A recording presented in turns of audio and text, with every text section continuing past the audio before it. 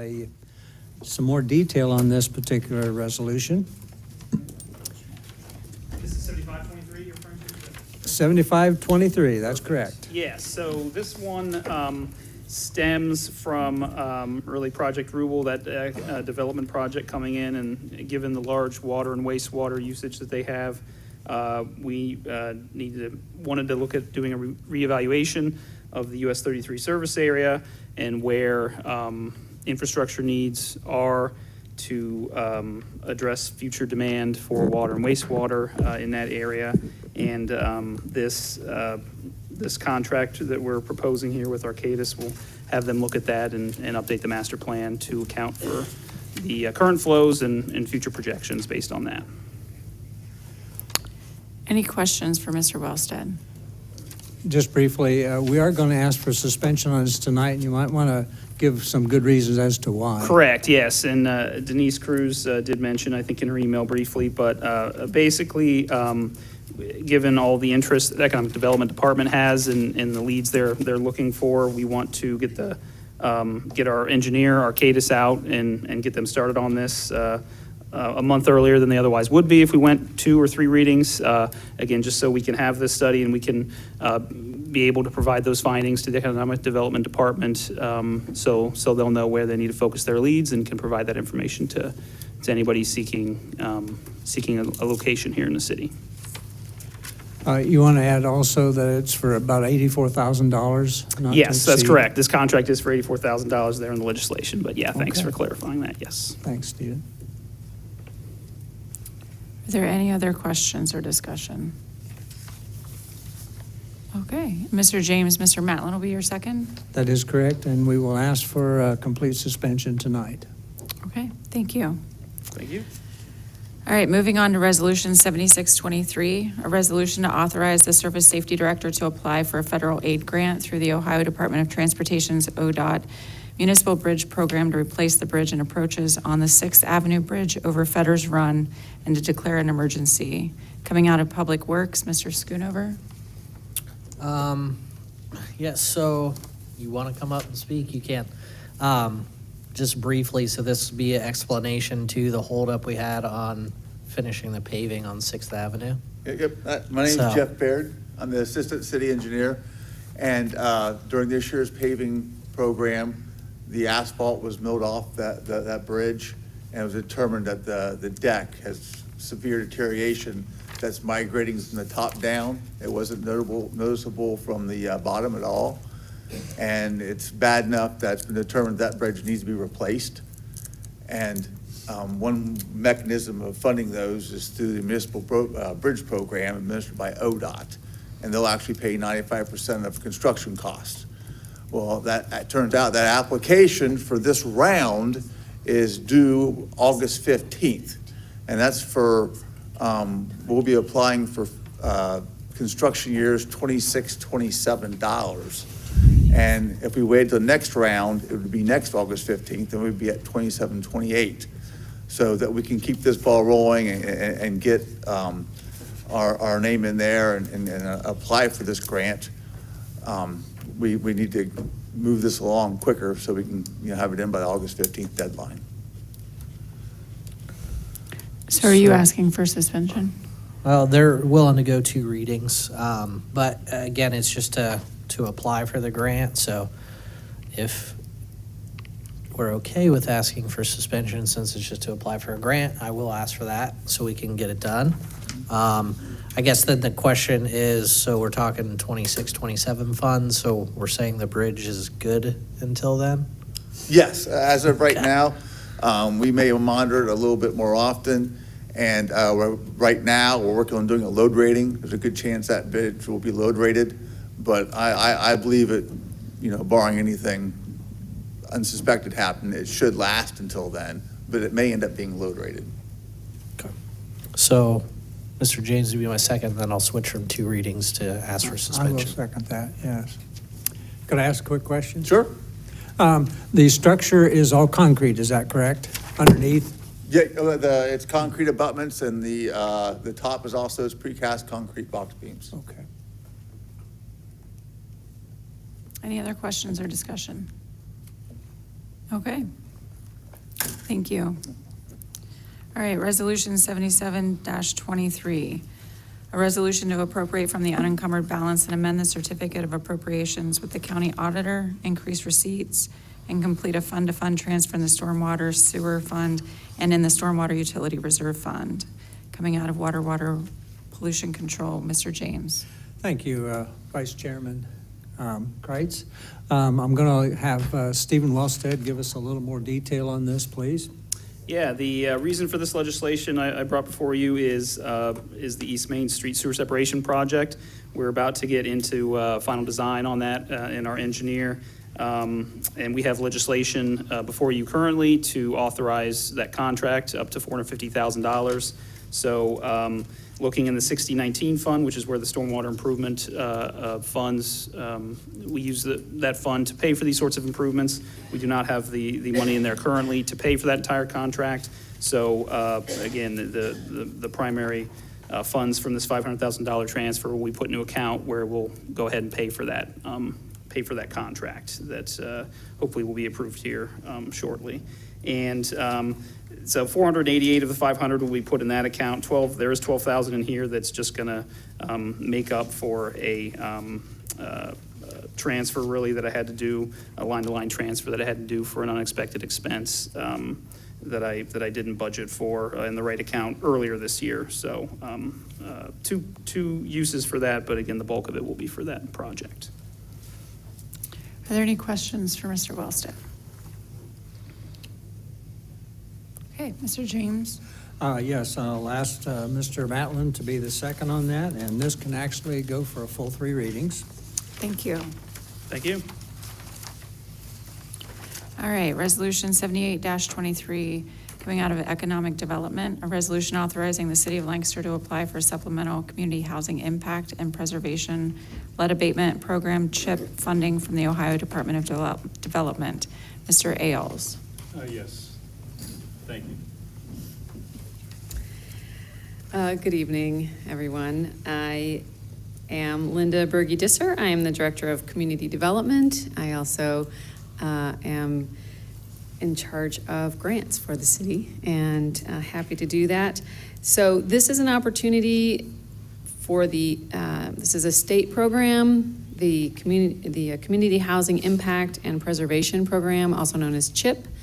It's a housing renovation program. You already approved our application to the state for this year's funding, so that application has been submitted.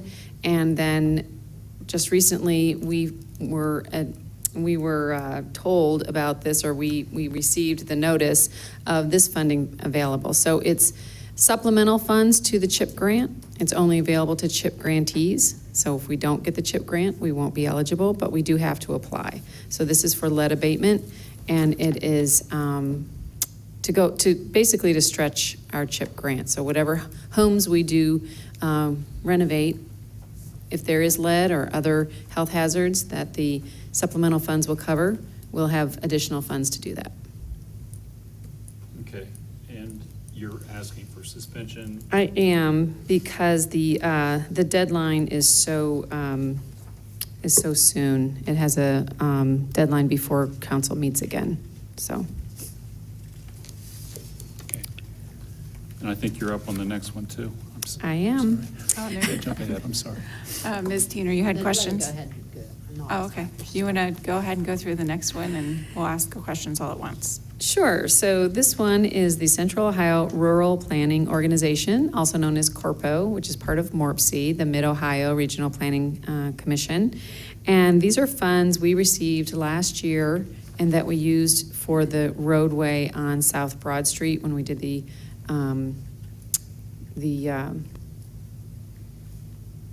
parking improvements. I mean, the reverse angle parking. Thank you. I lost the words. The reverse angle parking. And so we have an opportunity to apply for that again. The funding has doubled. Last year they had $1 million available. Now they have $2 million. And this is for 7 counties. And this is for alternate transportation, walkability, pedestrians, cycling, mobility lanes, that type of those type of projects, and it can be used for planning, for engineering, and for actual roadway projects. So we gathered a group together, and we talked about projects we have available, projects we might want to use for this funding, and based on some of the available projects. So I know the mayor has passed out this document, and this is part of a study that was recently done with the county, Fairfield County, and some students from Ohio State.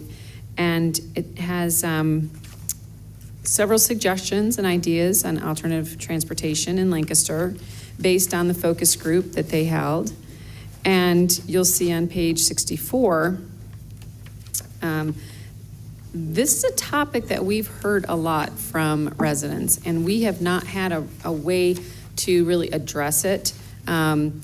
So the suggestion is to address the lack of crosswalks on Memorial Drive by providing infrastructure improvements for safe pedestrian and bike crossings through crosswalk additions and pedestrian signaling improvements. This is a big project, and I remember when Mitch Nolan was our engineer, and he would talk about this project and residents coming to him and talking about the need to get people from one side of Memorial Drive to the other.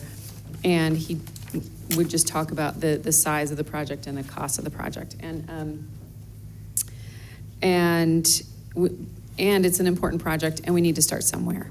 And so the group that we gathered to talk about the Corpo funding, based on the projects that came before the group, the timing of this, so this deadline is again very quick, and the funds need to be spent relatively quickly. They're looking for shovel-ready projects, and the ease of which some projects, they just don't really match with the funding source in terms of the ease of using those grant funds. So all of that considered, this was the project that we thought would align best with these Corpo funds for this year, and to do some preliminary planning, some engineering planning that needs to be done to even start to think about what this would look like and how much it would cost.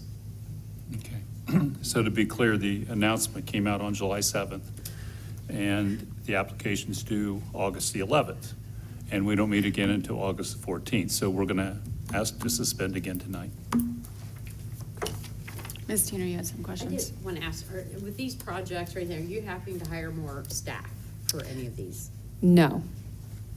So. No, the okay. CHIP grant we can do with the staff that we currently have, and the additional grant, or these supplemental funds, we'll just add to the projects that we're already doing.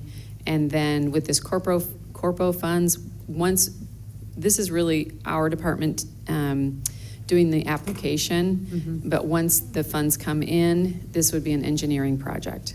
So you won't be hiring any more people at all? Okay. No.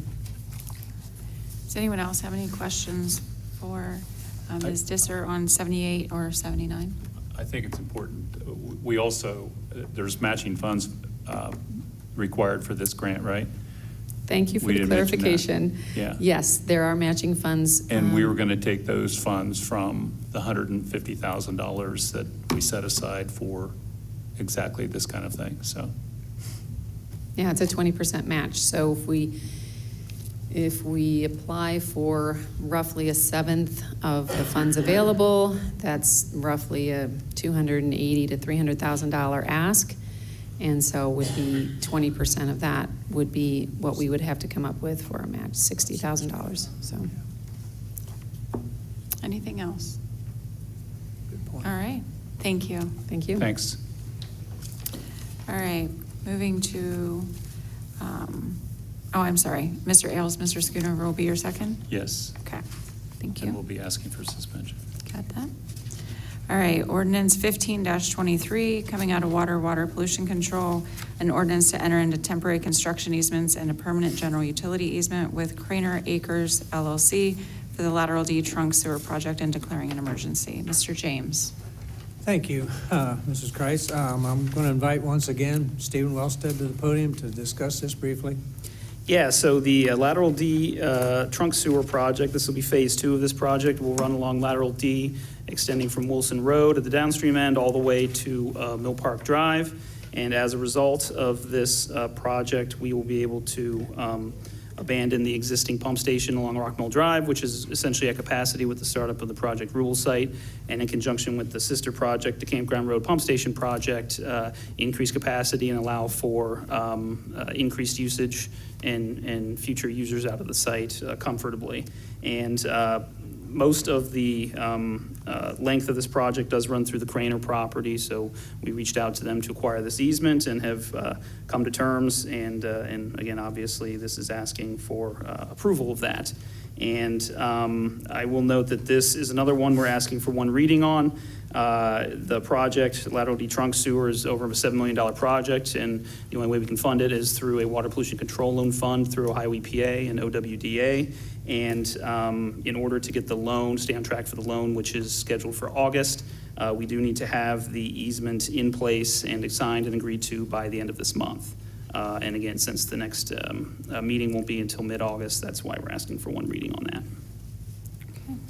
Any questions for Mr. Wellstead? Yes. Where exactly, I didn't see any diagrams on this, how much will it bisect the Craner property for this particular easement? In the middle of it, corner? So it's running, so the Craner property is kind of bisected into two parts by lateral D. Most of the property lies to the northeast of lateral D, and there's a smaller portion of the southwest. We're going to be running primarily on the east side of the stream, and we're running kind of along the edge of the floodplain, so it will bisect the property, but it's going to run essentially parallel with the stream, and we did that to just minimize the effect, for future development potentially. Not wanting to cut that up too much or make that less desirable, and keep as large of a chunk as we can.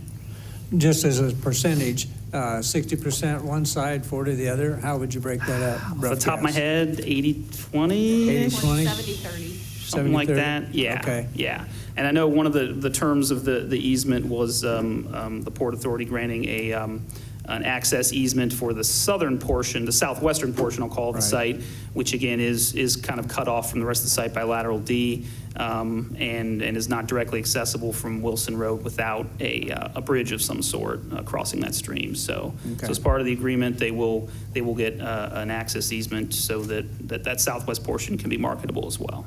Okay. Thanks for that information. Yeah. All right, any other discussion? All right, thank you, Mr. Wellstead. Yeah, thank you. Okay, are there, Mr. James? I'm going to ask Mr. Matlin to second that, and we will indeed ask for suspension tonight. Thank you. Are there any departmental updates?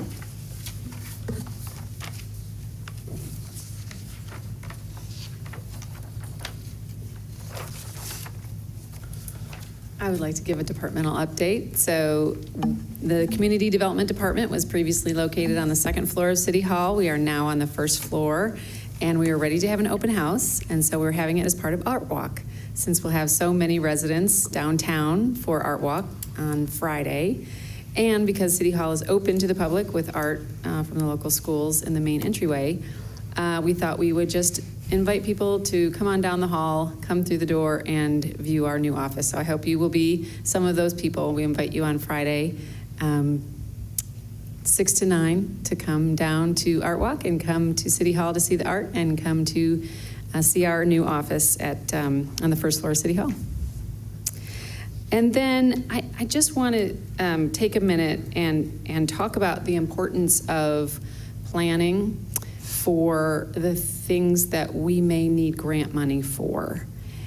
For example, the Corpo grant that we just discussed. Those kinds of activities, active transportation, we do have this study that the county did with the students, and that was terrific. And the planning department is hiring a consultant to do a larger study, or more in-depth, I should say, study for Lancaster. The group, when we gathered, we also talked about doing a more comprehensive study to really look at all the projects that we could do, that we want to do, and be able to prioritize them, so that when the funding comes down, or when the funding is available, that we can go to that list and know what our priorities are. And so we have an objective way of choosing. And so, so that's something else that the committee talked about, and I'm in favor of that, because otherwise, it's hard to decide what projects to pursue when funding is made available. For example, I'm giving you this heads up because today I found out about another funding opportunity with a short deadline. You know, when grants are due, they don't give you a long time always before the applications are due, and that's why we several times have to come and ask for suspension. And this is funding, federal funding through the Department of Energy coming through the state, and they have $250,000 available for energy efficiency in publicly owned buildings. So this would be in any city-owned building. And this could be multiple buildings. It doesn't have to be just one project. We could take several projects, put them together for $250,000. The window is open now, and it closes September 30th, but they're making decisions as they receive applications. So the sooner the application gets in, they'll consider it. They don't wait until the end of September and then consider everyone. We do have a little time, and I need to investigate the opportunity. I just found out about it today, so I will be bringing it to you in August. But we do have an energy audit that we conducted, if you'll remember, with NOPEC funds. And so that was one thing that we decided, well, we have all these projects, how do we decide which one to do and which one to do first? And so with the NOPEC funding, we hired a company to do an energy audit. And now with that energy audit in hand, when I found out about this opportunity today and I had the conversation with the guy from the state, I said, hey, we did an energy audit. We should be able to go through that report and find those projects that could total up to $250,000. It makes it so much easier to be able to respond to a quick turnaround grant like this, and much more likely that we're going to have projects that fit the funding source. So I just want to, I want to bring that larger conversation and the importance of having that plan in hand in order to take advantage of the funding when it comes along. Thank you. Thanks. Are there any other departmental updates? Madam Chairwoman, if I may? Yes. Thank you. I'm not always able to talk to everybody about the litigation that the city is currently dealing with, but for the second time since I've been with the city, we argued a case to the Ohio Supreme Court, and we just got the decision back on that on July 13th.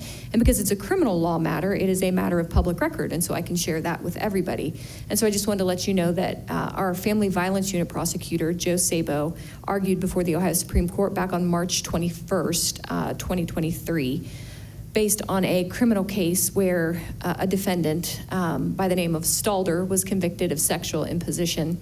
And I won't bore you with all the details, but the basis of the challenge was what's called a Batson challenge, which is where the defendant and defense counsel alleged that there was some discrimination in the jury selection process.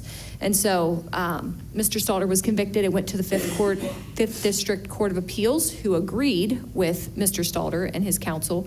And so we appealed that decision to the Supreme Court of Ohio, and the Supreme Court of Ohio agreed with us that there was no discrimination and upheld his conviction for sexual imposition. So, like I said, it's not a common occurrence, but he went and he argued it, and he did a fantastic job. And so I just wanted to let you all know that that occurred. And if you see him and get an opportunity to say congratulations, I'd ask you to do that, because he did a wonderful job. Thanks. That's all I had. That's a great outcome. Yes. One quick thing, I just wanted to clarify what this document is. It is out of the county's active transportation plan that they recently had updated by the Milton School of Engineering at Ohio State. Morpsey was involved in that also, but this is the chapter of Lancaster. And they did have a public meeting specific on one. Oh, I'm sorry about that. They had a public meeting specifically about transportation issues or active transportation issues in the city of Lancaster. And they had a huge amount of data that went into arriving at these conclusions. So these are identified issues that City of Lancaster needs to address and should address per that study. This will be adopted by the County Regional Planning Commission in the very near future. So it isn't official until the Regional Planning Commission votes on it, but this is the final version of the plan, and we anticipate that it will be adopted by the county. So. Okay, thank you. Any questions? All right. Any other departmental updates? Okay, seeing none, we'll move on to President Ohl for tonight's meeting prep. Thank you. Just very quickly, we do expect there to be a robust discussion tonight about the current zoning code and its current state and what may happen as a result of that. That will occur in old business as we work our way through the agenda tonight, and so we will get to that as we get close to the end of the meeting. The only other thing I'll mention is Interface Videos asked me to remind all of you that your buttons push on and off. They're binary, so push it, there's no hold. There's either push on or push off, so if you push the button, you got to push it again to turn yourself back on. Make sure that your microphone is on before you begin speaking if you'd like to address anything this evening. Other than that, I have nothing else for meeting prep. All right, thank you, President Ohl. Any other items for finance? Okay. Hearing none, I will look for a motion to adjourn. So moved. Second. All those in favor? Aye. Aye. Meeting is adjourned at 6:26 p.m. It is 6:26. The regular meeting of Lancaster City Council will begin at 6:30. Well, give us a whopping 4 minutes. Hey, David.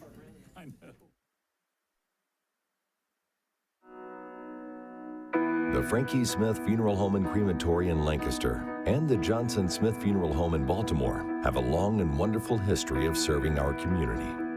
Feel free to give us a call at 740-653-0652. Stop in and see us at either of our two locations, 405 North Columbus Street in Lancaster and 207 South Main Street in Baltimore.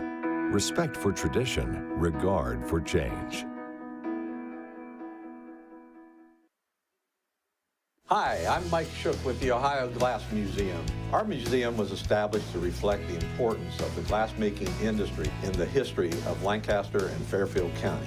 We value the support to help preserve that history. This month, we are honored to be chosen by the Buckeye Automotive Family's Buckeye Cares program.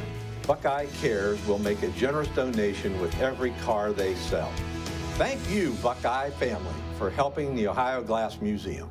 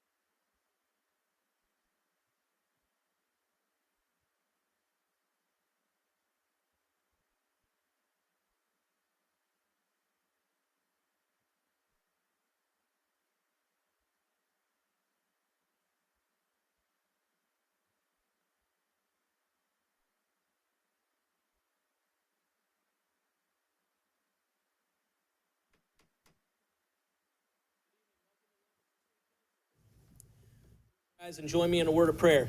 Father, we're thankful for this day and your many blessings, thankful for the opportunity to continue to serve. We ask that you would be with us this evening. May you lead, guide, and direct us forward as we go about the business ahead. We ask in Jesus' name, amen. I hereby call this meeting of Lancaster City Council to order. Will you please join me in the Pledge of Allegiance?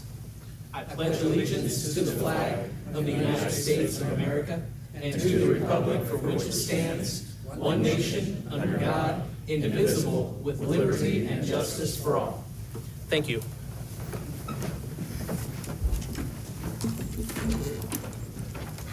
Please call the roll. Mr. Ehlers? Here. Mr. Ailes? Here. Mrs. Kreitz? Here. Mr. James? Here? Mr. Matlin? Here. Mr. McDaniel? Mr. Porter? Here. Mr. Schoonover? Here. And Mrs. Teener? Here. Let the record reflect that 8 of 9 members of Lancaster City Council are in attendance this evening. Mr. Mr. President, I'd Schoonover? like to make a motion that we excuse Mr. McDaniel. Second. We have a motion and a second to excuse Mr. McDaniel. All those in favor signify by saying aye. Aye. All opposed, same sign. Motion carries. Reading and disposing of the journal. I'd like to present the regular meeting minutes dated June 26, 2023. Mr. President, I'd like to make a motion to receive and file the journal. Second. We have a motion and a second to receive and file the journal. Any discussion? All those in favor signify by saying aye. Aye. All opposed, same sign. Motion carries. Reports of city officials. Email dated June 27, 2023 regarding code evaluation report Lancaster as submitted to stakeholder committee, submitted by Law Director Stephanie Hall. Email dated June 30th, 2023 regarding press release submitted by Service Safety Director Paul Martin. Email dated June 20th, 2023 regarding Chestnut Street parking lot submitted by Service Safety Director Paul Martin. Email dated June 30th, 2023 regarding fireworks submitted by Law Director Stephanie Hall. Email dated July 7th, 2023 regarding code enforcement agenda submitted by Mr. Ehlers. Email dated July 7th, 2023 regarding code enforcement agenda submitted by Mr. Porter. Email dated July 13th, 2023 regarding cancellation of the ITGIS meeting submitted by Mrs. Teener. And finally, an email dated July 15th, 2023 regarding the Finance Committee agenda submitted by Mr. McDaniel. Mr. President, I'd like to make a motion to receive and file the reports of city officials. Second. We have a motion and a second to receive and file reports of city officials. All those in favor signify by saying aye. Aye. All opposed, same sign. Motion carries. Are there any communications? There are none to be presented. This is one of my favorite times of the year, particularly in the hot summer months. And we have with us tonight the executive director of the Lancaster Festival, Deb Connell, who's going to come amidst a busy schedule, I'm sure, as the festival begins this Thursday evening. But she's taken time out of that schedule to update us on all that's going to happen over the next several days. So, Ms. Connell, thank you for joining us. Please take it away. Hi, thank you for inviting me to come and talk with you all today about the Lancaster Festival. As you see, my phone's ringing right now.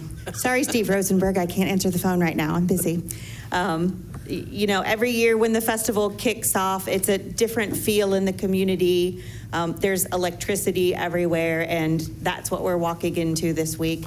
I can't tell you how proud I am to be a part of this organization and to be a part of this community, because the two things are completely intertwined. The festival would not exist without the community involvement that we have, and the community wouldn't have this sort of artistic feel and extra energy during July without the festival. You know, as I go through preparations, I talk to and I work with so many different parts of the community, and they're all in about making the festival work and making us come together and look good to all of the people that are coming to our community. As President Old just said, we kick off this week. I brought a few of our beautiful Lancaster Festival programs for you if you didn't like to have some, printed at our own North End Press. We've got some great programming this year. A few things that I wanted to talk about. Mayor Scheffler just asked me during the break about the no glass coming to the festival this year. There are multiple reasons for this. We have brought on a very robust security team to guide us in the best ways to handle security issues at the festival. One of the first recommendations was to get rid of glass. It is in every artist's rider that we are, you know, we're a pretty different sort of a festival. I don't know if you go to concerts other places, you can't bring anything with you. Some places are now outlawing keys and phones because people are throwing them. So the fact that we have the environment that we do and we can let most things come in We really took things to heart. The two changes that you will see at the festival site is you cannot bring glass into the site. We did purchase reusable plastic beverage containers that you can pick up at the office or any place you like to buy your wine, and use as many of those as you would like. We will also have stands as you come into the concert site to help anybody who may not have seen the news or the rules or looked at their ticket where it says no glass. We'll help them transition that glass into a plastic container and recycle their glass for them. The other thing that you will see when you come into the concert site is we have purchased our own magnetometers. This is great for not just us because we look at ourselves as a community resource. This was very high on the list of recommendations from the security team we put together. We've never allowed weapons to be on the field. However, the amount of time that it takes to accurately search for a weapon is not possible with the way that we had security before. Now this system, which is open gate secure weapons detection systems, makes it very clear and easy. People can walk through very quickly. If the detector doesn't go off, you are in the clear and you are right into the venue. If a sound does go off, we have security there to actually inspect that person and find out what triggered. Right now, the only two things that we've found besides a weapon that trigger it are the long axles on a pull-behind cooler with wheels or a wagon. So we are definitely encouraging people to bring less stuff. It will help everybody get into the concerts faster. We made a very definite decision a few years ago to go after and engage with a higher level of artists, and you're seeing that. You're seeing higher attendance, you're seeing more visitors to our community during the festival, and that means we have to be more secure as well. We're not so much worried about the people in our community, but maybe the people coming in and not knowing how to behave when they're with us. The other fun things, I know those are pretty heavy things when we talk about security and not allowing things. We have a great program put together this year. One of the highlights of this program, there was a free concert for the community. So out at the OU concert site on the Wendell concert stage, we are doing an orchestra rock and pops concert. It's shameless plug, it's really hard to get a newer generation of people to love the orchestra. This is one of the ways that we're trying to do that. So it is our orchestra playing all rock and pop music, Led Zeppelin, Bruno Mars. I mean, it's going to be a great concert. But we've also brought in a rock violinist. Her name is Siobhan Cronin. So this concert is free to the entire community. Please come out. Please bring all your friends with you and come and see the amazing work that our orchestra can do. Other than that, you know who our headliners are. I'm sure by now you've heard we have Andy Grammer on the first Saturday night, the 22nd, and we have Sheryl Crow, 2023 Rock and Roll Hall of Fame inductee for the 29th. Pretty excited about that one myself. But in between those two Saturday nights, there's so much that goes on. 75% of everything that we do is free to the community. It's children's classes, it's concerts downtown at lunchtime, it is performances on both of the Friday nights of the festival, and that's why we do this. We don't do it for those headlining concerts, we do it for that community engagement and to give back to the community. So I appreciate you letting me come and talk today. I'm happy to answer any festival questions you may have. Anyone have any questions? So what, as we think about the Saturday night concerts, what's it look like? Like a bunch of people or like a normal crowd? Bunch of people. Yeah. Yeah. So and the Wednesday night too. Good. Oh, you mean the Red it's Hot Chili Pipers? Yes. I keep saying that peppers. It's like, no. Pipers. Yeah. No. They are a wonderful bunch of very crazy people. So they have their own huge fan base that follows them. So Yes, Yes. Ms. Teener. Are they still allowed to decorate tables and that?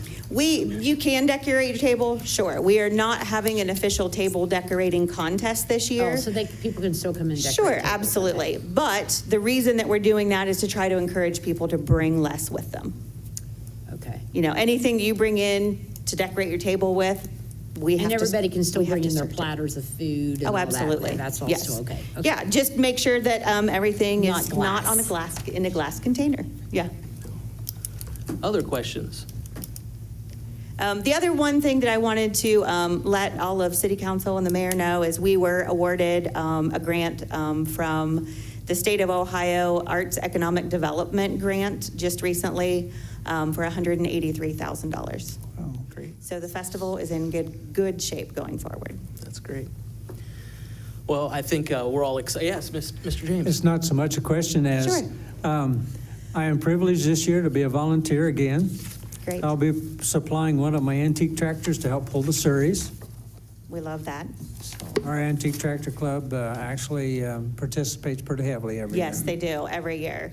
You guys usually have, 10 or 12 guys every concert that bring their own tractors out, Yeah. pull the series. And we try to make things as convenient as possible. And again, we can't do it without our volunteers. Yeah. There's only 2 full-time employees. Most people don't realize that. So you have tickets available though, even for tables on Saturdays, or those are sold out and it's The general admission? tables for the Sheryl Crow concert are sold out. Okay. But we have plenty of lawn seat tickets, and every other concert there are tickets for. Great. So lancasterfestival.org or come Yes. into your office. LancasterFestival.org, 117 West Wheeling Street is our box office, or you can even call our office and we can take care of your ticket orders over the phone. Excellent. Any other questions? Thank you for inviting me tonight. Thank you so much for coming. Let's show Deb our appreciation for all she and her team do for our community.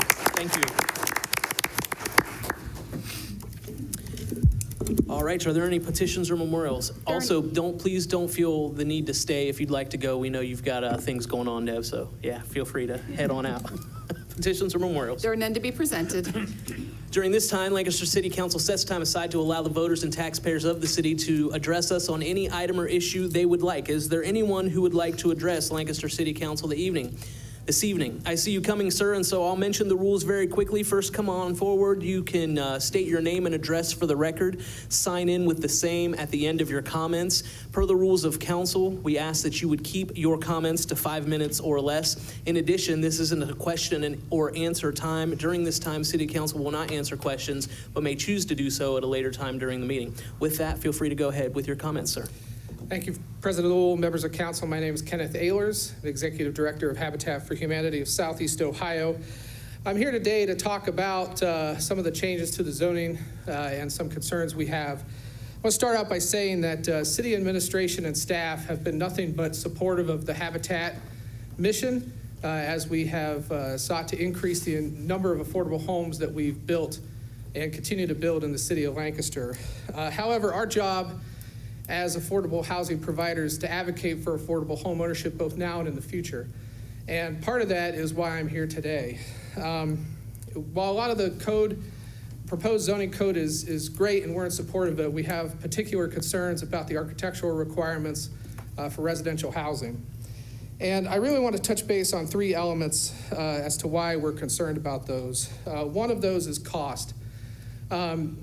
Habitat for Humanity relies on donations from individuals, businesses, foundations, and yes, some government funding to build homes in our community. And an increased cost due to some of these requirements would be detrimental to us because a lot of the work that we use volunteers for, we will have to contract out with some of these changes. In addition, multifamily tax credit projects, rental projects, which are able to pass these costs on over a large amount of units, we can't do because we're building single-family homes rather than just a rental property, a multi-unit rental. I also want to say that we have assurances that there is a pathway to a solution on this through BZA and through other elements, but we have been told that from other city administration, not the city of Lancaster, but other cities in the past, and found that not to be true. And so you can understand why our concerns we have concerns. For us, it's a heavy burden to have to go through a BZA requirement to make a house look like every other house in that neighborhood. We could do it, but it does inhibit a lot of the work that we do, and it will inhibit our ability to work with our career center houses because of the way that our timelines go with these career center houses that we build at Fairfield Eastland.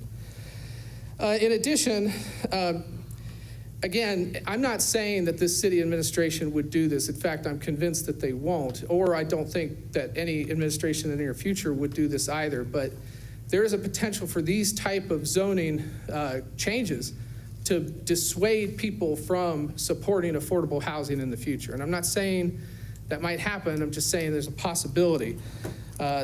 Jumping through these hurdles can be difficult, especially for another nonprofit that's not familiar with housing to come back in and start to get into affordable housing and affordable home ownership.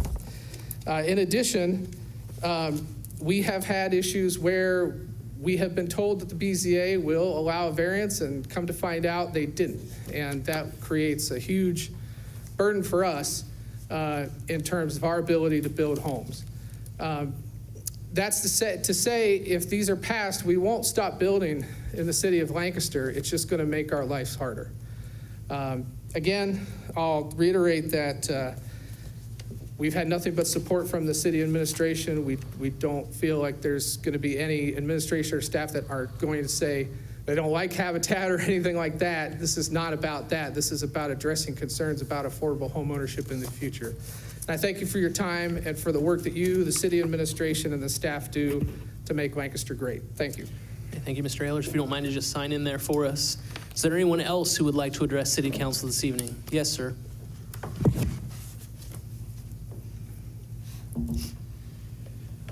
Matt Nyheiser, 132 North High Street. Mr. Chairman and members of council, since the last council meeting, I have taken the time to read through the new revised zoning code. My compliments to the commission and their partners in producing an easy to read, and that's not sarcastic, well-organized document for our community. Many of the proposed changes are positive steps for future growth and current health of our community. The concern I too would like to raise tonight, this evening, is in regards to 1147.03C, the residential architectural requirements, building materials. My question is, and seems to hold true, that will these new requirements of 50% of street-facing facades compromising of non-vinyl materials increase building cost to such a degree that it inhibits the building and expansion of affordable housing? In general, we know that we have a housing crisis in Lancaster, and that crisis extends to the most socioeconomically vulnerable among us. To this voiceless group, we bear, I believe, a greater responsibility to defend and to represent. I would ask you, as our representatives, to consider how this particular portion of the revised code will increase costs to such a degree that it effectively hinders the expansion of affordable housing. I know variances can be issued, and I recently received a variance, and the process was very painless and very smooth. But variances are not a guarantee that affordable housing will be provided, protected, and prioritized. I ask that you take steps to safeguard affordable housing in our code. Thank you. Thank you, Mr. Nyheiser. Please sign in. Yes, thank you very much. Is there anyone else who would like to address Lancaster City Council this evening?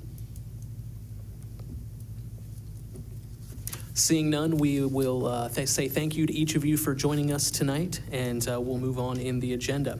Reports of standing committees. Public Works Committee meeting minutes dated April 14th, 2023 and June 9th, 2023, submitted by Mr. Schoonover. Water Pollution Control meeting minutes dated July 12th, 2023, submitted by Mr. James. And finally, the Finance Committee meeting minutes dated July 17th, 2023, submitted by Mrs. Kreitz. Mr. President, I'd like to make a motion to receive and file the reports of standing committees. Second. We have a motion and a second to receive and file reports of standing committees. All those in favor signify by saying aye. Aye. All opposed, same sign. Motion carries. The reports of special committees. There are none to be presented. We have no public hearings this evening, so we'll move to the reading of resolutions, beginning with the third reading of temporary resolution 68-23.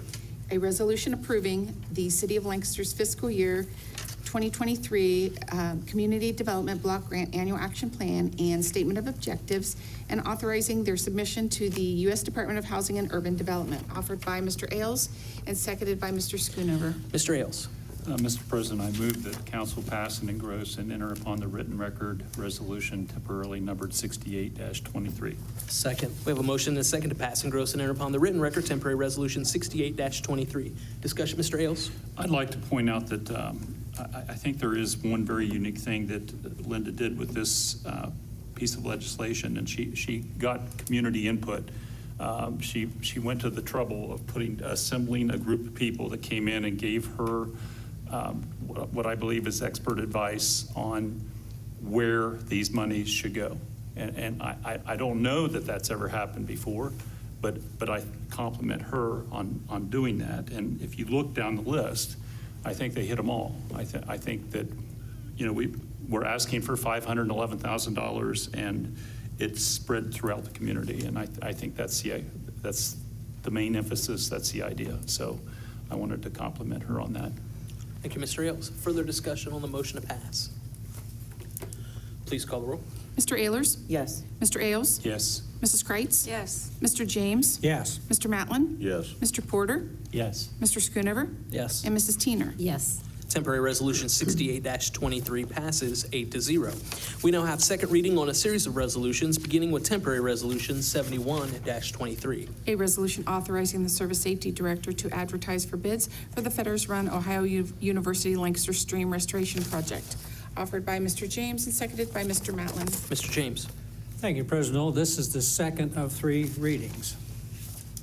Second of three readings then on temporary resolution 71-23. Temporary resolution 72-23. A resolution authorizing the Service Safety Director to enter into an engineering agreement for the design of the East Main Street Sewer Separation Project, offered by Mr. James and seconded by Mrs. Teener. Mr. James.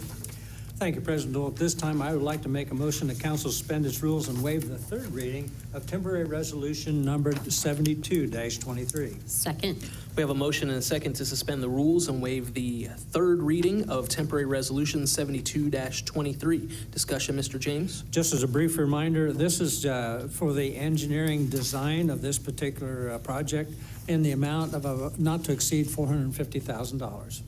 Thank you very much. Further discussion on the motion to suspend. Please call the roll. Mr. Ehlers? Yes. Mr. Ailes? Yes. Mrs. Kreitz? Yes. Mr. James? Yes. Mr. Matlin? Yes. Mr. Porter? Yes. Mr. Schoonover? Yes. And Mrs. Teener? Yes. Motion to suspend carries 8-0. Mr. James. Thank you again, President Knoll. At this time, I'd like to make a motion that council pass, engross, and enter upon a written record temporary resolution numbered 72-23. Second. We have a motion and a second to pass, engross, and enter upon the written record temporary resolution 72-23. Discussion, Mr. James. Nothing further, thanks. Discussion on the motion to pass. Please call the roll. Mr. Ehlers? Yes. Mr. Ailes? Yes. Mrs. Kreitz? Yes. Mr. James? Yes. Mr. Matlin? Yes. Mr. Porter? Yes. Mr. Schoonover? Yes. And Mrs. Teener? Yes. Temporary resolution 72-23 carries, passes 8-0. We'll get it right here eventually. Temporary resolution 73-23. A resolution authorizing the Service Safety Director to advertise for bids for the Independence Boulevard and East Main Street Culvert Replacement Project, offered by Mr. James and seconded by Mr. Matlin. Mr. James. Thank you, President Knoll. At this time, I'd like to make a motion that council suspend its rules and waive the third reading of temporary resolution numbered 73-23. Second. We have a motion and a second to suspend the rules and waive the third reading of temporary resolution 73-23. Discussion, Mr. James. Just briefly, we're running out of time from a good construction period, so we're asking for suspension on this particular legislation. Thank you. Further discussion on the motion to suspend. Please call the roll. Mr. Ehlers? Yes. I'm sorry. Yes. I was wiggling my paperwork. I apologize. Mr. Ailes? Yes. Mrs. Kreitz? Yes. Mr. James? Yes. Mr. Matlin? Yes. Mr. Porter? Yes. Mr. Schoonover? Yes. And Mrs. Teener? Yes. Motion to suspend carries 8-0. Mr. James. Thank you again, President Knoll. At this time, I'd like to make a motion that council pass, engross, and enter upon a written record temporary resolution 73-23. Second. We have a motion and a second to pass, engross, and enter upon the written record temporary resolution 73-23. Discussion, Mr. James? Nothing further, thank you. Discussion on the motion to pass. Please call the roll.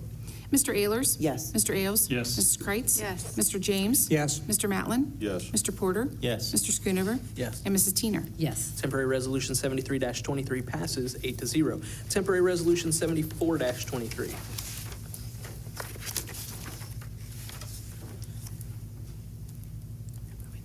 A resolution authorizing the Service Safety Director to enter into an engineering agreement for the construction administration services on the Independence Boulevard and East Main Street Culvert Replacement Project, offered by Mr. James and seconded by Mrs. Teener. Mr. James? Thank you, President Old. This is actually the second of 3 readings. Second of 3 readings on temporary resolution 74-23. We now have first reading on a series of resolutions, beginning with temporary resolution 75-23. A resolution to authorize the Service Safety Director to enter into an engineering agreement for the Upper Hocking Water Pollution Control Facility expansion project and authorize the issuance of a then and now for work completed in July 2023, offered by Mr. James and seconded by Mr. Matlin. Mr. James? Thank you, President Old. At this time, I'd like to make a motion that council suspend its rules and waive the second and third reading of temporary resolution 75-23. Second. We have a motion and a second to suspend the rules and waive the second and third reading of temporary resolution 75-23. Discussion, Mr. James? Just briefly, this particular work is in the amount of about $84,000 for Arcadis to, well, they've already completed some of the review that is an extension of some of the other work they've already done on this particular project. Thank you very much. Further discussion on the motion to suspend. Please call the roll. Mr. Ayers? Yes. Mr. Ailes? Yes. Mrs. Kreitz? Yes. Mr. James? Yes. Mr. Matlin? Yes. Mr. Porter? Yes. Mr. Schoonover? Yes. And Mrs. Teener? Yes. Motion to suspend passes 8-0. Mr. James? Thank you again, President Noel. At this time, I'd like to make a motion that council pass and gross and enter upon our written record temporary resolution numbered 75-23. Second. We have a motion and a second to pass and gross and enter upon the written record temporary resolution 75-23. Discussion, Mr. James? Nothing further, thank you. Discussion on the motion to pass. Please call the roll. Mr. Ayers? Yes. Mr. Ailes? Yes. Mrs. Kreitz? Yes. Mr. James? Yes. Mr. Matlin? Yes. Mr. Porter? Yes. Mr. Schoonover? Yes. And Mrs. Teener? Yes. Temporary resolution 75-23 passes 8-0. Temporary resolution 76-23. A resolution to authorize the Service Safety Director to apply for the federal aid grant through the Ohio Department of Transportation ODOT Municipal Bridge Program to replace the bridge and approaches on the 6th Avenue Bridge over Fetters Run and to declare an emergency, offered by Mr. Schoonover and seconded by Mr. James. Mr. Schoonover? Mr. President, I'd like to make a motion that council suspend its rules and waive the second and third readings of temporary resolution 76-23. I will second that motion. We have a motion and a second to suspend the rules and waive the second and third reading of temporary resolution 76-23. Discussion, Mr. Schoonover. Just briefly, we're asking for suspension as this is simply giving us the ability to apply for a grant. Thank you very much. Further discussion on the motion to suspend. Please call the roll. Mr. Ayers? Yes. Mr. Ailes? Yes. Mrs. Kreitz? Yes. Mr. James? Yes. Mr. Matlin? Yes. Mr. Porter? Yes. Mr. Schoonover? Yes. And Mrs. Teener? Yes. Motion to suspend carries 8-0. Mr. Schoonover. Mr. President, I'd like to make a motion that council pass and gross and enter upon the written record temporary resolution 76-23. I will second that motion. A motion and a second to pass and gross and enter upon the written record temporary resolution 76-23. Discussion, Mr. Schoonover. No thanks. Discussion on the motion to pass. Please call the roll. Mr. Ayers? Yes. Mr. Ailes? Yes. Mrs. Kreitz? Yes. Mr. James? Yes. Mr. Matlin? Yes. Mr. Porter? Yes. Mr. Schoonover? Yes. And Mrs. Teener? Yes. Temporary resolution 76-23 passes 8-0. Temporary resolution 77-23. A resolution to appropriate from the unencumbered balance and amend the certificate of appropriations with the county auditor, increase receipts, and complete a fund-to-fund transfer in the Stormwater Sewer Fund 6006 and in the Stormwater Utility Reserve Fund 6019, offered by Mr. James and seconded by Mr. Matlin. Mr. James. Thank you, President. This is the first of 3 readings. First of 3 readings on temporary resolution 77-23. Temporary resolution 78-23. A resolution authorizing the City of Lancaster to apply for the Supplemental Community Housing Impact and Preservation Lead Abatement Program funding from the Ohio Department of Development, offered by Mr. Ailes and seconded by Mr. Schoonover. Mr. Ailes. Yes, Mr. President, I move that council suspend its rules and waive the second and third readings of resolution temporarily numbered 78-23. Second. We have a motion and a second to suspend the rules and waive the second and third reading of temporary resolution 78-23. Discussion, Mr. Ailes? Timing on the grant, that's why we have to ask for suspension. Great. Thank you very much. Further discussion on the motion to suspend? Please call the roll. Mr. Ayers? Yes. Mr. Ailes? Yes. Mrs. Kreitz? Yes. Mr. James? Yes. Mr. Matlin? Yes. Mr. Porter? Yes. Mr. Schoonover? Yes. And Mrs. Teener. Yes. Motion to suspend carries 8-0. Mr. Ailes? Yes, Mr. President, I move that we pass and engross and enter upon the written record resolution temporarily numbered 78-23. Second. We have a motion and a second to pass and gross and enter upon the written record temporary resolution 78-23. Discussion, Mr. Ailes? Only that this grant would allow us to use, it's for lead abatement.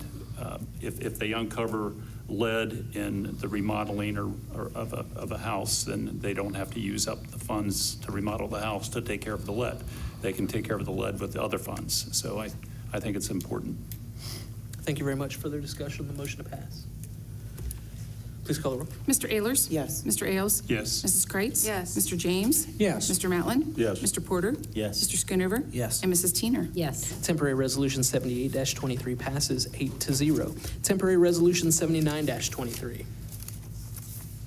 A resolution authorizing the City of Lancaster to apply for grant funding from the Central Ohio Rural Planning Organization, Corpo, offered by Mr. Ailes and seconded by Mr. Schoonover. Mr. Ailes?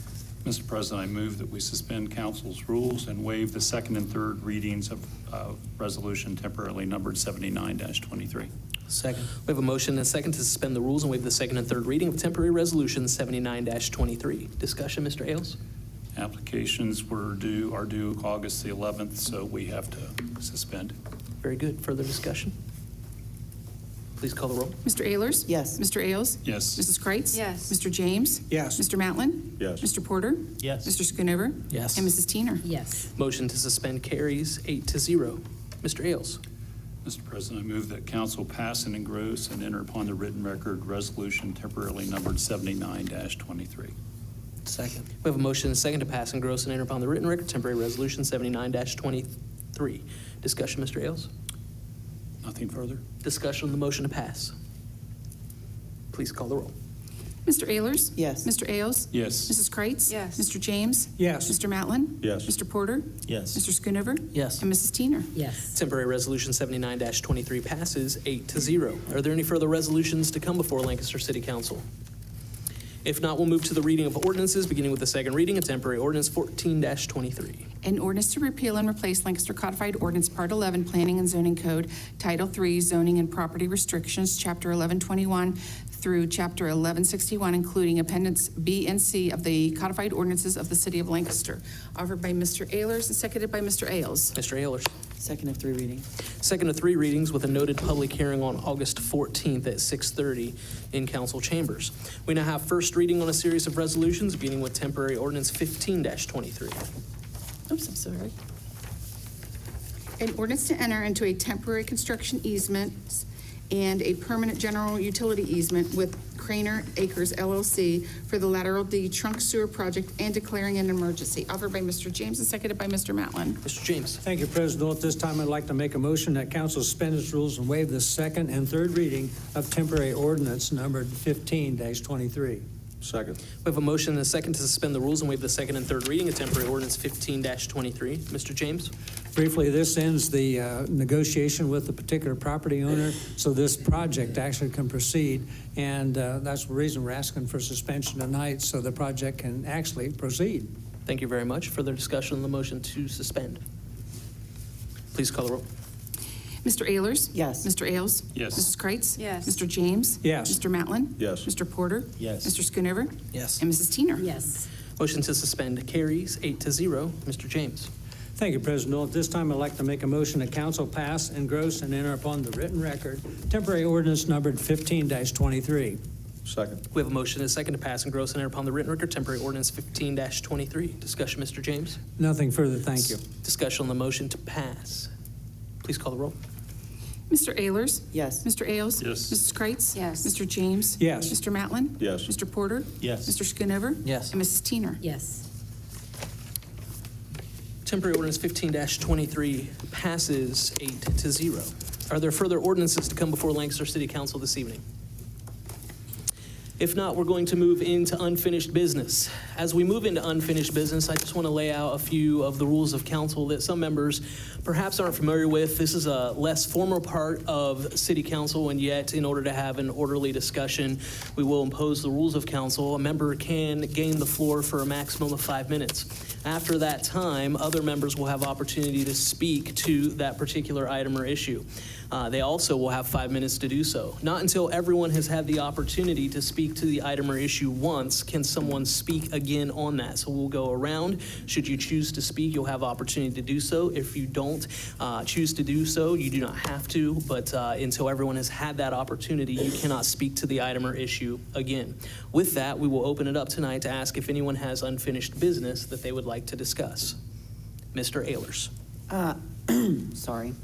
I'd like to start with the code code update that we're currently working on.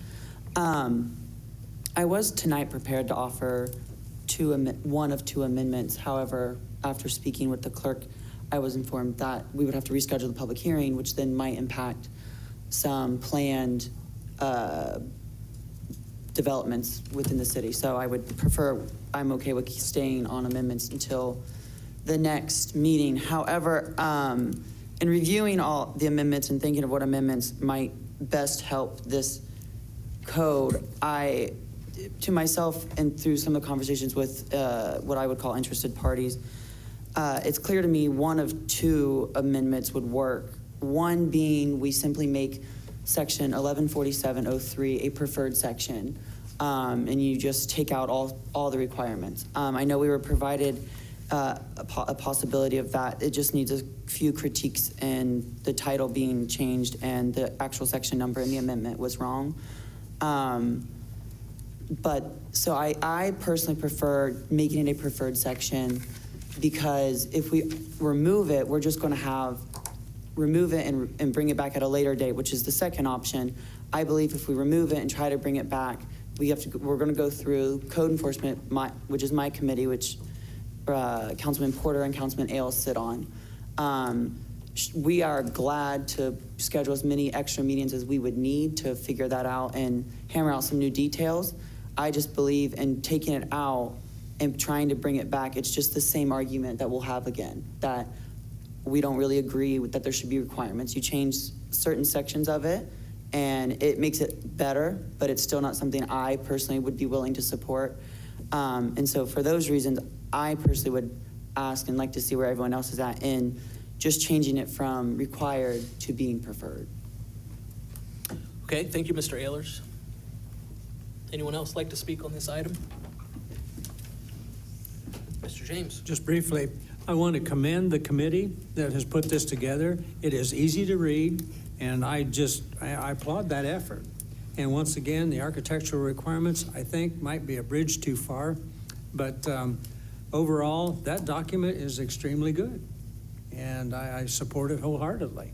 But once again, to make some of these things totally mandatory, I think might in the long run hurt us in some aspects. Thank you, Mr. James. Anyone else? Ms. Teener. I understand about if you take it out, that's going to take longer. So the preferred's fine with me. I think it hurts people like Habitat, as the gentleman spoke. But the other thing is, let's say, well, you're going to allow Habitat to be, they don't have to do the requirement, but everybody else has to go in for a variance to see if they can get it. I don't think that's fair either, and it puts a burden on Habitat because it is affordable housing. We're always talking about affordable housing here. So I just think it's very restrictive to people, and it can cost thousands of dollars more on a house just to put a different front on it, and I don't think it's necessary. I think houses look pretty good as they are. Like if you look at Overlook and some of these other houses they're building, they're fine. Thank you, Ms. Teener. Anyone else like to speak on this topic? Mr. Matlin. I think you're thinking way too hard about it. First of all, I see no purpose to make it recommended, because you get a builder that's and he's gonna do the least expensive thing he can. So there's no purpose to even having it there if it's merely recommended. Second is, how many houses are being built by Habitat or anybody else are affordable housing compared to the number of houses that could be on the big properties that are out on 188. And just the sheer cost of those lots means they're not going to be affordable housing for single-family residences. The affordable housings are going to go in infill lots that are small, they're odd, places where the BZA is going to come into effect, so that house will fit that neighborhood. These rules are not going to affect that. Yeah, they're going to have to go to the BZA, but if you've been to those meetings for the BZA or the Planning Commission, and the staff has an opportunity to say if they agree with that or not, and they almost always vote with the staff recommendations, which is where you get the consistency of, if the BZA said they would do it, then maybe they would, maybe they wouldn't. As far as, I made some notes. So to me, there's a huge difference between new builds and new subdivisions, which I think these things apply, as compared to single houses in single neighborhoods where you're just filling in on the lower cost lots, and that's where the affordable housing is going to be. We hired experts and we employ experts to tell us the right way to do this. What we're doing now basically is hiring an attorney to defend us and not listening to the attorney. So lastly, I would rather have more strict rules that can be relaxed through the BZA process than not having the rules at all, because the city cannot go to the BZA and say, hey, this guy's building a house and we wish it would look different, but yet he's following the rules. That doesn't happen. The builder can go to the BZA and say, we'd like the rules relaxed or changed a little bit for this reason. So to me, this fits perfectly, and I understand it's going to cost more, but it's going to cost more on the new houses where they're paying a premium on the property, they're paying a premium for the builder. I don't believe it's going to cost that much more for the BZA or for the affordable housing, merely because of where they're going to be. Thank you, Mr. Mallon. Anyone else like to discuss this? Mr. Schoonover. I'm in agreement with Mr. Matlin. I think, the process has been, has gone on months. We hired someone to do it. You have the experts. I don't want to make it sound like we're out of our lane, but in terms of staying in our lane and what we're good at, what we're not good at, in terms of dictating what someone else spends their life doing at the same time.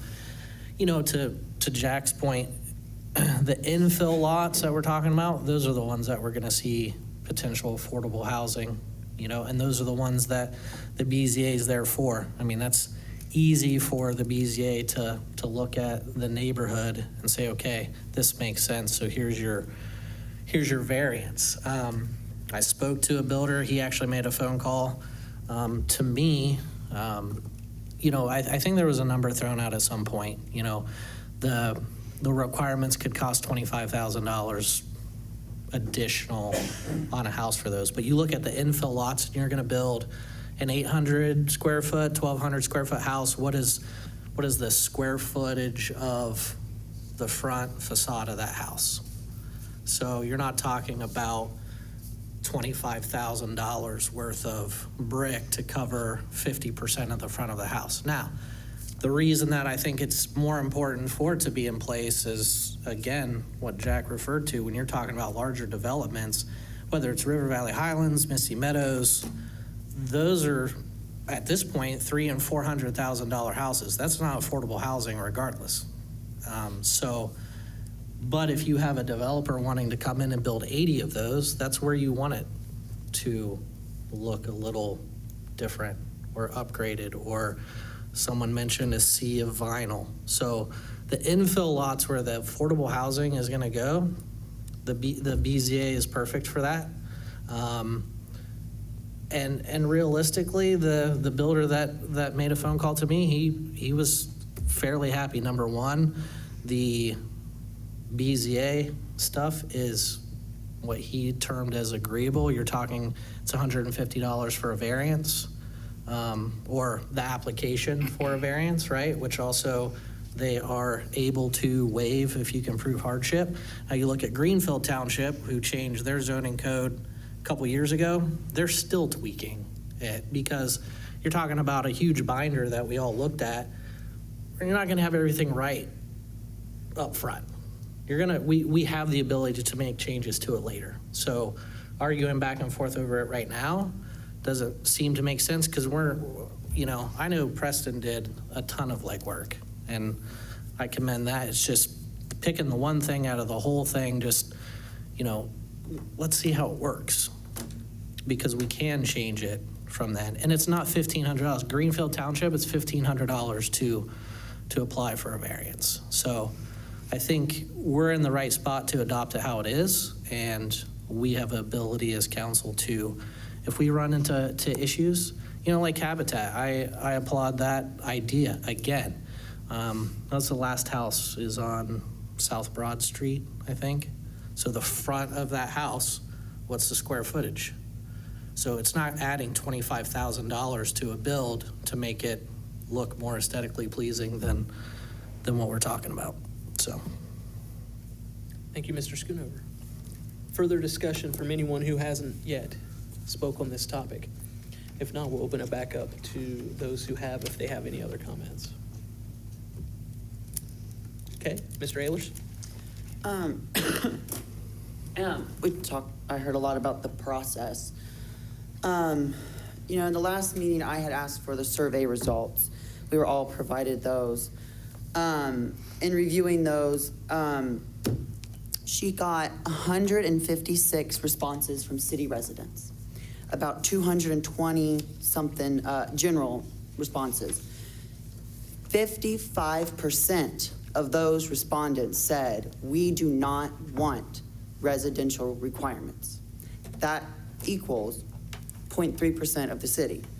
We were told by the professional that she followed her survey to help her make changes. So if she's not following what her own survey told her, I don't see why we should not be sitting here considering what we as a council can change since we are the final vote. I read through the survey several times over. That's what I went to school for. I've done several surveys for large national businesses, a part of my degree, small businesses and medium businesses, as well as myself and for my own place where I work currently. There is no reason someone who relies on a survey for the process that they laid out could not have gotten more than 200 responses in about a week time. I shared the survey link when it was out. I've since deleted it from when it was over because sometimes constituents like to complain that the link doesn't work anymore, so I removed it so I wouldn't have to go through that. However, we live in a city with 41,000 people, and there was simply no way they even tried to get responses. I don't know how we sat here and listened to preaching of the survey helped me base my results. The survey helped me base my results. Yet their survey was a shame and a sham. Nothing in this survey helped film anything. So, if we're going to talk about the process, at least let's be honest that, sure, I do agree the whole code in general is a great code. There's certain parts of it I don't agree with. They're already in our current code. They're not enforced currently, so I'm not too worried about it. However, the code is good, but the process was not completely perfect. Thank you, Mr. Ehlers. Anyone else on this topic? Yes, Mr. James. Just one final comment. I want to give a shout out to Pete Vale. He took time to sit down with me, and I gave him a case study. If I want to build a house on my particular property that I own that's not adjacent to my present property, what those requirements might be, and I would have to end up going to BZA, one of which is, that scares me a little bit, is sidewalks. In our entire neighborhood, there are no sidewalks. And if I wanted to build a house, my road frontage on this particular item or property would be 250 feet, and some of which you couldn't build any. And I would automatically have to go to BZA for this. Also, as a homeowner, and this is kind of on the plus side as opposed to the con, I'd like to have certain requirements in place that somebody that bought a lot right beside mine would have to build something at least under some decent requirements. These requirements are not totally draconian. I think that they could lend some really good architectural features to some homes. Would increase the cost of what I might have to do personally, but there aren't many individuals like myself in the city right now. You've got a few big areas that could be developed. I understand that, and I think those developments would benefit the city if they were somewhat pleasing from an aesthetic standpoint. So at this point, that's all I have to add to it. Thank you, Mr. James. Anyone else? Mr. Schoonover. Just to follow up, since Preston was staring at me, I'm gonna. Oh, sorry. No, you're fine. And I'm not giving you a hard time directly. So, but the survey thing, I don't disagree, but and I don't want to understate the whole survey idea. But if you're going to bring up one survey, then you got to put everything else into place. So the Parks Department survey had what, 500? Maybe it is bad participation. And if we really want to get into it, let's look at how many people actually come out and vote. All right. So the percentages, like we win our elections with 18%, maybe. Like the participation isn't necessarily there. So then we go back to, it's there, but it could be better. Same idea. So that's all I'm saying based on the survey. So we can't, if we're gonna hang our hat on that, I think it just goes back to what's the ultimate goal of future development in the city. So a lot of people get stuck on, if we're talking Facebook, keyboard warriors, whatever, a lot of people get stuck on, well, we only care about downtown. And that's not true, but you have historic downtown has a whole group of people that monitor and decide what your house is gonna look like. And realistically, when you move into that, that's what, like, welcome to the show, but you know that's gonna happen, right? So same idea with really any part of town. So code enforcement, you're on code enforcement. I'm not anymore, but I dealt with them a lot, and we always have the conversation in terms of how's that department going to enforce particular codes? Do they enforce the codes the same way on the west side as they do on the east side? They don't.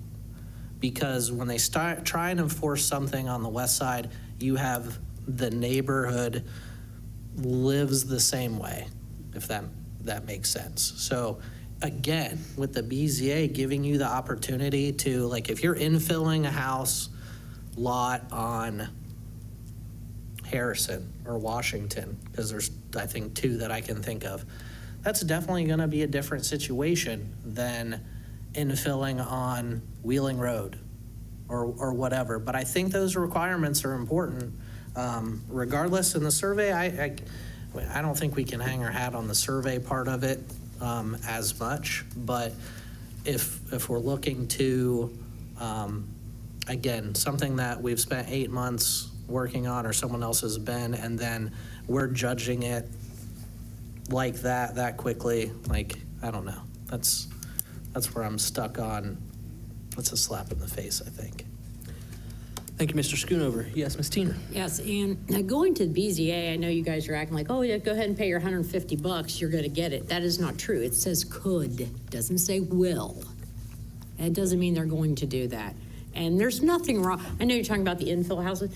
Well, there's nothing wrong. I see a lot of houses that just have like what they have without all the frontage and that. And they're very expensive houses. They don't look good. So I did a little tour, y'all knew last time, looking at everybody's houses here on council. So those of you who are on council that will be for this, are you going to make your house a 50% on the front just to coincide with what you want other people to do? Or are you going to leave it vinyl? Are you going to coincide with what you're wanting other people to do? You going to put stone on the front of your house 50%? Or we're not. I know it's grandfathered in. You don't have to, so you don't care. Yes, Mr. Mallon. I live in a house that was built in 1901. and it's in an old part of the neighborhood. So if somebody wanted to build their house in my neighborhood in an infill lot, if there was one, then they could build it like the rest of the houses. I just spent $30,000 redoing the outside of my house, and I'm pretty sure my 50% rule fits, because if you look at the top, I've got cedar in the. Well, I'm just asking you, because I'm just saying, you know, if people are agreeing to this, and just because you want to put a house in an infill lot and you go for a variance, they might say no. You don't know it, it's could. See, this is the thing, everything's could. It's not means they're going to. I'm just saying, you know, that's could. You could pay. You're just stirring the pots, what you're doing, because the BZA meetings, like I said, the staff makes recommendations when the case comes up, and I sit there. I've been to BZA meetings I don't see them go before. against the staff recommendations very often. Well, I'm just saying, you know, it's just kind of like one of those things like Preston said about the survey. It made it believe when the lady spoke that, oh, it was all for this. And I read through that and I didn't see a lot of it. Most of it was, when I read comments, it was about Airbnbs and things like that. I didn't see a whole lot of, and I don't know if any of you went through it or not, but.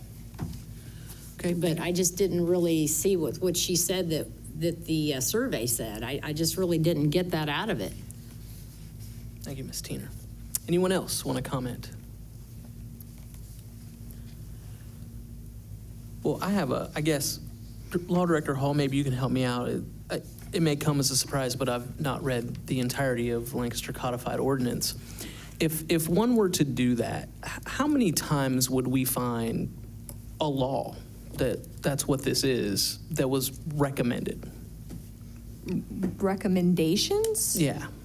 Yeah, we don't make recommendations. We make laws so that they can be enforced. So that would be not often? Not often. Yeah. Correct. And that was sort of the point. So at the point that this were offered as a recommendation, there's just, what's the value in that from the legal side of things? There is no value in that. Okay. Yeah, I mean, because obviously everybody in the community wants everybody who comes in and develops either a redevelopment or an infill lot to produce a product that's quality, that looks nice, that is not going to harm all of their neighbors' property values, because that's the thing. I mean, my house is my biggest investment. I don't know about you all, but I can't pick it up and move it. So the point is that we're protecting all of those other residents that live around as well. Yeah, that was my expectation of your answer, so I appreciate that. Welcome. Anyone have any other items they'd like to address, or anyone else on this who hasn't spoken, or anyone who wants to wrap this up? No other old business or unfinished business? Okay, new business then. We do have the appointment of a Board of Zoning Appeal with Mr. Oatney. Tim has been on the Board of Zoning Appeals for a long time, and the mayor is requesting reappointment. Is there a motion to reappoint Mr. Oatney? I'd make that motion to reappoint Tim Oatney to the Board of Zoning Appeals. Okay. I would second that. We have a motion and a second to reappoint Mr. Oatney. We need roll call. Please call the roll. Mr. Ehlers? No. Mr. Ailes? Yes. Mrs. Kreitz? Yes. Mr. James? Yes. Mr. Matlin? Yes. Mr. Porter? I'm sorry? Yes. Mr. Schoonover? Yes. And Mrs. Tiener? Yes. Motion to appoint, or reappoint rather, Mr. Oatney passes 7-1. Is there any other new business this evening anyone would like to address? All right, if not, we'll ask the clerk read our announcement of scheduled meetings. The next meeting of council is August 14th at 6:30 PM. At that meeting, we will have a public hearing on temporary ordinance 14-23. The meeting following is August 28th. Both of those meetings are here in council chambers at 6:30 PM. Upcoming committee meetings for the next 30 days. Economic Development, July 20th at 7:30 AM at the 1897 conference room. Law, August 2nd at 11:30 AM at the 1897 conference room. Service, August 4th at 7:30 AM at the 1897 conference room. Water Pollution, August 9th at 8:30 AM at the 1897 conference room. Public Works, August 11th at 7:30 AM at the 1897 conference room. And finally, Finance, August 14th at 6 PM here in council chambers. Thank you very much. Are there any bills? There's one bill payable to MNCO for publication of the public hearing, payable on our PNC card, in the amount of $124.10. Mr. President, I'd like to make a motion to pay the bill. Second. A motion and a second to pay the bill. Before we ask for the roll call vote, Ms. Hall, I don't know if you know this or not, but in the state budget, was there a provision passed that allows us to not have to do this anymore and post it on our website only? Yes, sir, that's accurate.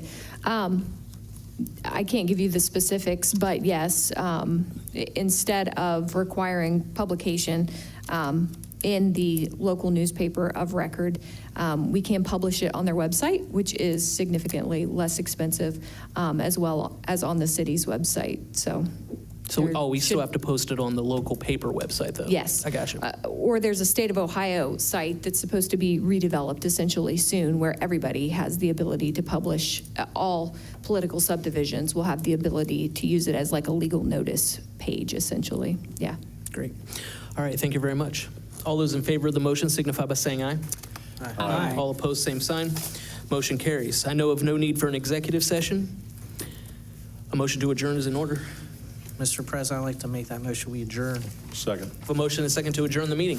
All those in favor signify by saying aye. Aye. All opposed, same sign.